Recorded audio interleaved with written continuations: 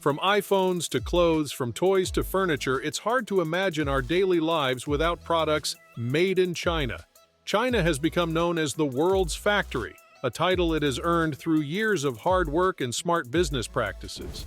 But how did China become the global hub of manufacturing that it is today? Stick around till the end to find out. This all may shock you. Now, a question arises: how is China's economy so strong? Well, here's a simple answer. China's economy is fortified by several advantageous conditions. One of them is its substantial investments in domestic infrastructure and real estate.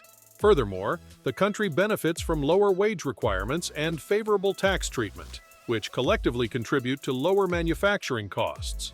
Additionally, China's supply chain efficiencies, which make it easier for international corporations to do business, are also a significant draw.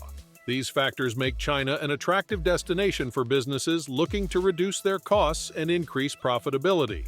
China has emerged as a dominant player in the global manufacturing industry, with its products found in almost every corner of the world. From tags to labels and stickers, the label "Made in China" is ubiquitous. However, many Western consumers are left pondering how China has become the world's factory. While some may attribute it to the availability of low-cost labor, there's much more to the story.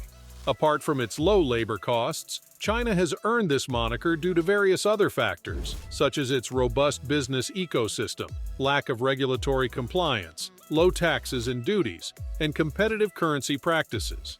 Each of these components plays a vital role in enabling China to maintain its status as a manufacturing powerhouse, which we will explore in detail. Low labor cost. China's status as the world's most populous country plays a significant role in its reputation as a manufacturing powerhouse. The country's vast population means that there's a surplus of workers available, creating an oversupply of laborers that keeps wages low. Furthermore, the majority of China's population lived in rural areas until the late 20th century. As internal migration increased, it turned the country's rural-urban distribution upside down, leading to an influx of lower middle-class and poor immigrants to industrial cities who are often willing to work many shifts for minimal wages. Unlike the West, China does not strictly enforce laws related to child labor or minimum wages, contributing to its reputation as a cheap labor market. Nevertheless, the situation seems to be evolving, with some provinces increasing their minimum wages in response to the rising cost of living. For example, in 2021, Guangdong, China's most substantial economic province, raised its minimum wage by almost 10%, reaching up to 2,361 per month. This shift towards higher wages suggests that China's status as a low-cost manufacturing hub may not last forever. The Chinese labor market is vast, diverse, and in constant flux. As of 2022, Shanghai stands tall with the highest hourly minimum wage among all 31 provinces at 2,590 RMB per month. Meanwhile, Beijing boasts of the highest hourly minimum wage, which amounts to 25.3 RMB per hour. This availability of a sizable and flexible labor pool allows manufacturers to produce goods in bulk, meet seasonal industry demands, and even respond quickly to sudden surges in demand schedules. Robust economic system. The production of goods in the modern era is a complex process, requiring the coordination and cooperation of various entities, such as suppliers, component manufacturers, distributors, government agencies, and customers. Such an ecosystem has evolved in China over the last 3 decades, allowing it to become the world's leading manufacturer. A prime example of this ecosystem is Shenzhen, a bustling city located adjacent to Hong Kong. Known as the hub of the electronics industry, Shenzhen has created a robust supply chain, supported by a pool of low-cost workers, highly skilled technical workforce, assembly suppliers, and customers. Notably, American companies like Apple have taken advantage of China's highly efficient supply chain to keep their costs low and profits high.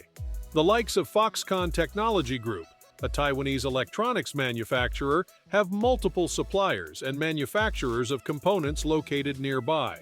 With the cost of transporting components to the U.S. for final assembly being prohibitively high, many companies find it more feasible to keep the entire production process in China. Lower compliance.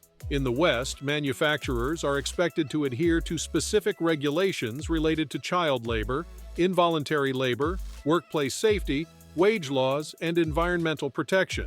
However, Chinese factories are notorious for flouting most of these regulations and standards. Throughout history, Chinese factories have employed child labor and implemented extended shift hours without providing workers with compensation insurance. To prevent employees from quitting mid-year, some factories have implemented policies where workers are only paid once a year. Although the Chinese government claims to have introduced reforms to safeguard workers' rights and ensure fairer compensation, compliance with these regulations in many sectors is minimal, and progress has been sluggish.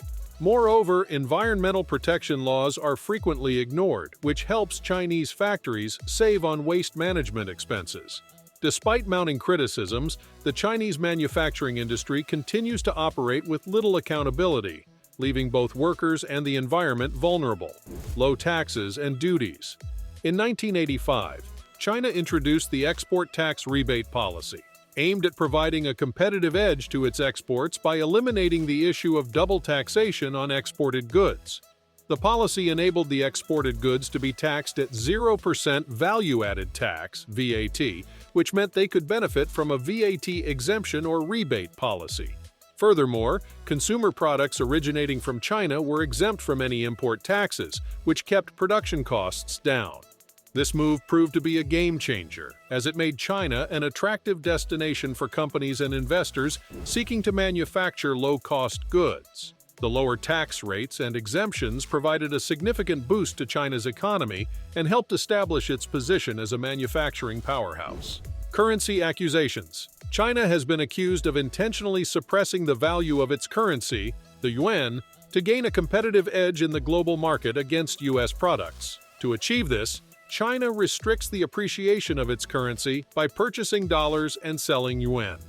Back in 2005, the yuan was deemed to be undervalued by as much as 30% compared to the dollar. The yuan appreciated against the dollar in 2017 by 8%, which was a result of the former U.S. President Trump's threat to label China as a currency manipulator. However, this trend quickly reversed, and the yuan weakened against the dollar in June 2018 when the U.S. imposed tariffs on Chinese goods.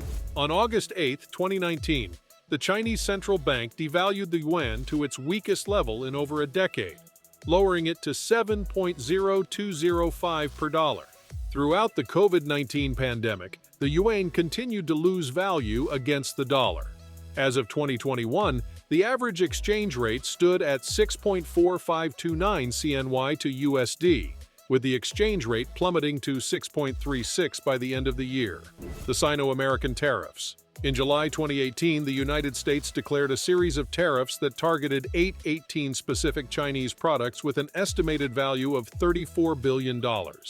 This initiated a string of subsequent tariff rounds imposed by both nations, resulting in a staggering $550 billion of U.S. tariffs applied to Chinese goods and $185 billion of Chinese tariffs imposed on U.S. goods as of February 2020. However, with the commencement of President Joe Biden's tenure, China's Foreign Minister Wang Yi publicly urged for the cessation of these tariffs.